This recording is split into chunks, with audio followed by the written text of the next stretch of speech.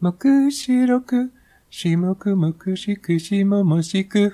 Okay, I'm not going to do the entire rest of the fight song from Utena, but today I'm going to talk about Shoujo Kakume Utena, or Revolutionary Girl Utena.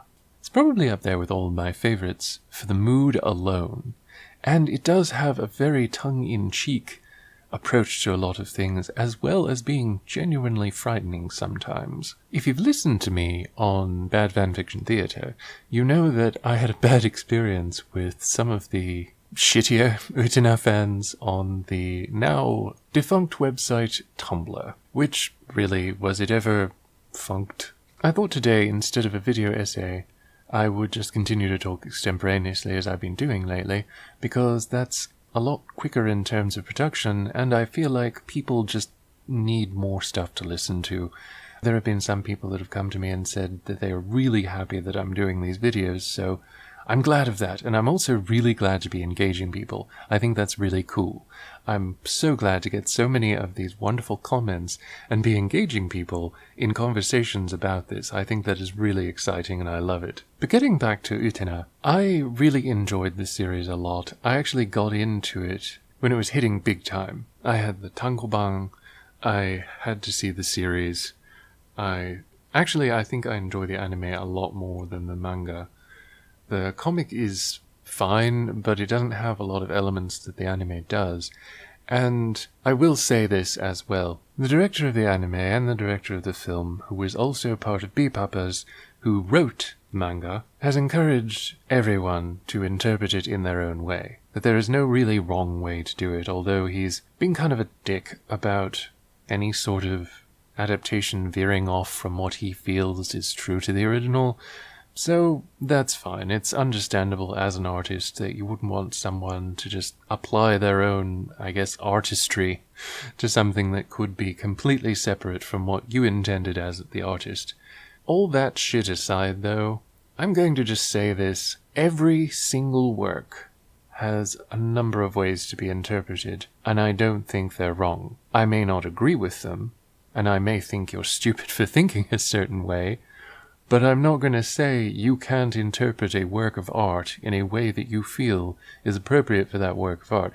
I will, as I said, I will call bullshit if I think it's just total bullshit, but you have the right to interpret art. That's what it's there for. And everybody's experience is different, so everybody's interpretation of any kind of art is going to be different. That's one of the things that annoyed the shit out of me about the Tumblr idiots. Getting on my ass for basically writing out my thoughts in much a way as I'm doing now, except written instead of spoken, and I tried to organize them into something coherent and interesting so that I could come back to it later and look at it and say, okay, this is what I was thinking at the time when it was fresh on my mind, I just watched it. These are things that I should think about in my interpretation of this particular work of art. So I'm also going to say this. Akio was not the devil. Anthy was not a good person. Utena was kind of an idiot who stumbled into a situation she didn't even understand, that no one was willing to tell her the truth of for basically the entire fucking series. And the ending, although it is presented as something that should be positive in light of a bunch of negativity around it, is not really that positive. Anthy, I have maintained, is the witch. If you take the presentation of the fairy tale as the prince, the princess, and the witch, Anthy has to be the witch. Utena wants to be the prince, but Akio is the prince. The great thing about it is that it subverts the expectation from the fairy tale trope, and that's good. Utena, especially in Japanese society, especially as a Japanese work, she is a really interesting, compelling character who defies social convention and will find loopholes in order to enable her to do what she really wants to do, which I think is great. However, there's a lot of really facile interpretations of this that don't take a lot of stuff into consideration. Like, it's okay, and I've said this on Bad Fanfiction Theatre too, probably a lot less delicately since at the time I was just like, fuck you! But it's okay if all you want out of something is basically romantic action lesbians. Just be upfront about that, please. Don't try and shit all over someone else's interpretation just because what you want is action lesbians and you want to believe that these are great good people that are doing great good things.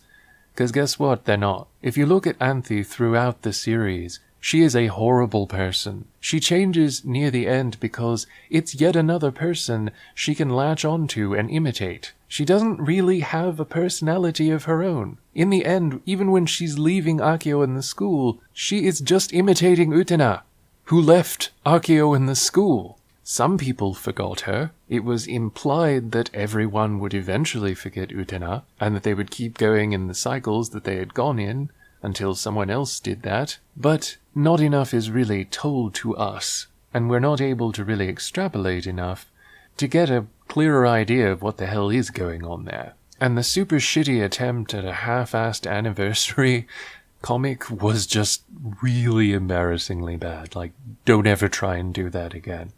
It's like Harry Potter and the Cursed Child levels of shit. But it just really gets at me that people don't seem to realize that Anthy is not only not a good person, but she's genuinely scary. Especially if you look at the Black Rose saga, which was an anime original storyline, but as it was still composed by the people that wrote the comic, it was just more of a distillation and a development, an evolution, a logical evolution, in fact, of the story. It was, in my opinion, the best story arc of the entire run. It gives us a lot of insight into characters that were otherwise neglected or not explored enough, but who were a lot more interesting than the characters we tended to get focused on. And even though most of the characters added for the anime and original to it were really not very good people either, really not very good characters either. Like, I'm kind of conflicted, especially because of Shiori and because of Nanami. Nanami is one of those characters who is just horrible to start out. Like, her introduction episode is terrible. You just cannot feel any sympathy for this horrible, horrible asshole. But then you do. And it's weird like that. Like, Nanami actually manages to be a sympathetic, compelling character as the series goes on, and she actually matures as a person. She becomes more of an adult, and she understands more of the world. It's a pity that we don't get more time with her, and that all of the episodes that revolve around her are kind of weird and wacky. Aside from the one where her admiring attaché is given a gift by the Black Rose, which was rather more serious. But all the ones that revolve around her are very different. They're not quite as serious most of the time. Most of the time they're surreal. They have an element of seriousness, but they are mostly surreal and at times comical, but if you think about it, kind of disturbing too. But we as the viewers tend to be brought in to sympathize with Nanami, especially near the end, when she figures out part of the big mystery that even Utena is completely clueless about. She takes that opportunity to escape what is happening and what is going on and what she knows is going to happen. But it's like a terrifying mystery, because for those episodes we are most closely identifying with Nanami and following her part of the narrative until she is just like, fuck this shit, I'm out. The entire student council has become remarkably irrelevant as things gear up towards the big showdown. But things to consider are that Akio may seem like the big mover and shaker, and he does do plenty of stuff, but if you look at it, he is also the kind of person who is constantly busy giving people what they think they want. Basically, everything that he does over the course of the series is giving people what they have presented as their wants and needs. He is presented as someone that you assume is in control, largely because he occupies the position of acting headmaster. And he's very seductive. He's very charming. Of course, it would be easy to suspect such a person, and such a person who is always willing to give people what they want. It is very obvious that he is having sex with basically everyone in the student council. But he's also being used and being manipulated in ways that I think people don't really recognize. He is as much trapped in this cycle, in this world, as ideal as it may be for him and as much as he may like it, he's trapped there with all the others, whereas Utena was able to break out of that. It's a cycle that never seems to end until someone breaks out of it, and then it only ends for that person and maybe someone else who makes the same choice. Apparently it is not that difficult to get out of the cycle, it's just a tendency to keep in it that keeps people in it. They keep doing the same things over and over again. They keep being used for the same things over and over again. And as long as it works, they don't need to change it up. It's sort of stuck in a rut. And not to open a whole new can of worms here, but Nanami may be the one that developed enough as a person to actually do what Utena did later, first, and without such a horrible, terrible confrontation with the end boss, as it were. Nanami may have just revolutionized her own world in the course of the series, and actually managed to do something that Utena, the hero of the piece, didn't even do until later. Anthy is one of those characters that has seemingly tremendous amounts of agency, which she doesn't actually use at any time for herself. Like, the only time she really uses that is at the end, when she makes her decision to leave. But I don't believe at all that most any of the things that she did before that were in any way showing any kind of distinct personality. She was bored with the whole thing. She didn't care about anyone. She played her role and played others in their roles, and that was all she really seemed to want, because it's all she did. When we were sympathizing with Utena, we were thinking, oh, she really cares for Utena.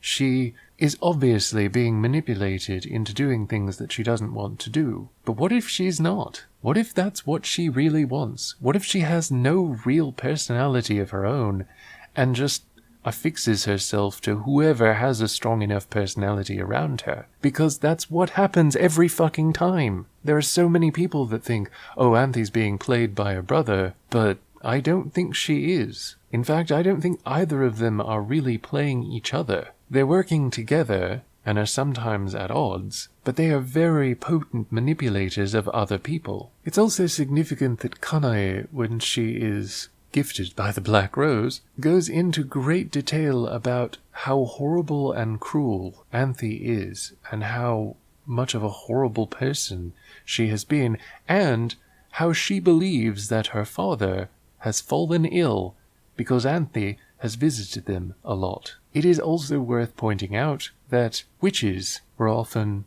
mistakenly mind you, viewed as people with especial skill in poisons and things like that, things that would kill you, things that would make you waste away. Not just disease, but poison and ways to just eliminate life. And the Black Rose story arc was rather morbid in and of itself, but to examine Anthy at that point is to see exactly how cruel she could be. And I'm not saying that she can't have become a better person by the end, but I am saying that up until that point I am not willing to give her the benefit of the doubt. Like some people say, oh, well, she tried to kill herself, she was so upset she threw herself off the roof. Yeah, and Utena was right there to catch her, as she probably knew she would be. And if she didn't, well, don't you think she probably planned for that? I mean, we'll never know because she did catch her, but frankly, that's not really proof positive that she was innocent in any way. Theatrical suicide attempts and threats that aren't really suicide attempts or really threats, they are very dramatic, and that was something that made a lot of drama at that point in the story. But that doesn't mean that they were a legitimate thing. It doesn't make Anthy either a good person just because she got so upset. Even if we take it at face value, it doesn't make Anthy a good person just because she was so upset that she was thinking about throwing herself off of a rooftop. What sense does that even make? It's a shame, it's a pity, but especially in the context of the Japanese socio-cultural landscape, and especially at the time, which was the late 90s, it isn't something that you can really look at and be like, oh yeah, suicide attempt, that means she is a good person. That's illogical and unreasonable. And yet it is so often used in people's defense of Anthy and their attempts to justify her as a good person. Look, everybody in a relationship or a ship or anything that you like does not have to be a good person. Just because you like a character, that doesn't make them a good person, and it doesn't mean they have to be. You don't have to just like good people. You can like villains. You can even like people who are objectively horrible characters in fiction. I would hope that you wouldn't like horrible people in real life, but there's nothing wrong with liking people who are not good people all round in fiction, especially in highly interpretable fiction. And really, if you look at it, one of the biggest victims of Utena in general is Toga. And nobody seems to think about Toga, but like Toga is shit all over in the run of the series, especially the movie, but the movie is a god-awful piece of shit that's visually beautiful, but is absolutely some of the worst writing I have ever seen in any medium. So I ignore it because it's garbage. But the TV series, Toga is just constantly put upon. And it's funny because if you have any, and I'm trying not to get this too weird, but if you have any experience in like the BDSM community or anything like that, you recognize a person who is quite masochistic and who seems to want that, but who is constantly put in a role of being very dominant and supposedly very swinging around his dick power or what have you. But he's the kind of person that just really wants to be someone's pet, I think, more than anything. Except no one is really willing to give him what he wants other than Akio. Like, Utena is constantly trying to push everyone around her into what she thinks they ought to be. And while she may be well-intentioned, that's exactly the same thing that everybody else is probably doing. If anything, I think Akio and Anthy are at least trying to make a situation where all of it is possible. Like, it's fostering an environment where people can ascend to a level where they can actually make a difference, make their choice, and get out if they want to, and continue on to another part of life. But they're keeping it rather sane and stable at Otori Academy, which is also funny because Tori, you know, like a big bird. There's a lot of metaphors like that. The student's potential for taking flight, but needing to have these cycles, to go through these cycles again and again in some cases. And with the case of the student council, these are the most exceptional people in the entire school and the ones most likely to bring about that revolution, to change a life and a world, even if that life and world is just the individuals, as Utena did. I'm not saying she had no impact. That would be horrifying, and that would also make the finale a very downbeat, horrifying affair indeed. But I am kind of saying that Anthy didn't really come about this idea on her own. She's not the kind of person who is ever shown as being particularly individualistic, strong-willed, really. She's very compliant, but she's also incredibly passive-aggressive and incredibly creepy. She doesn't seem to care about anyone's feelings but her own, and as long as she's the Rose Bride, she's okay being the Rose Bride and whatever that entails. She also does a lot of other things that aren't really developed well enough for us to assess them, to see if maybe this is something that she does because she wants to. All the evidence seems to point to her just doing things because that's what's expected of her, and she doesn't really have any personality of her own. She's also a different person depending on who she is engaged to. Whoever wins her as the Rose Bride affects her personality completely. So yeah, in the ending, she's basically just still with Utena as the Rose Bride. She won her somehow. So Anthy decided she was going to be Utena now. She's going to be Utena, Anthy. Anyway, I'll stop babbling on about this now quite far away in time anime, but I do want to talk about this a bit more, and eventually I'll probably compose an actual essay on it. There's so much to examine there, and there's so much interest there. And if you're going to look at it, at least look at it in a way that allows others to assess it as well. I'm fine if all you want is action lesbians, or a relationship between Utena and Anthy, but don't shit all over the other characters, or disregard them, any of the things that may have happened to them, or really their own thrust of the story, because like everybody has their own story in Utena, and most of the major characters get at least one episode to develop them. Most get many episodes that revolve around them and the people that they know. But it's not so cut and dried as some people would like to present it as. It's not easy, and you can't just point at someone and say, that's the bad guy, that's the villain. Everybody in Utena does bad things sometimes. It doesn't make them bad people, but just because on the other side they do good things sometimes, it also doesn't make them good people. Some of the characters are more sympathetic than others, and some of them are better people than others. But Anthy is very hard for me to like, or to forgive, because she has done so much evil over the course of the series, or allowed so much evil to be done, that she is a wholly unsympathetic character to me. I would love to be able to say that, and not fear getting shouted down by a bunch of maniacs who basically just want action lesbians. I'll let you have yours, you let me have mine. See you again next time. You're welcome. Bye.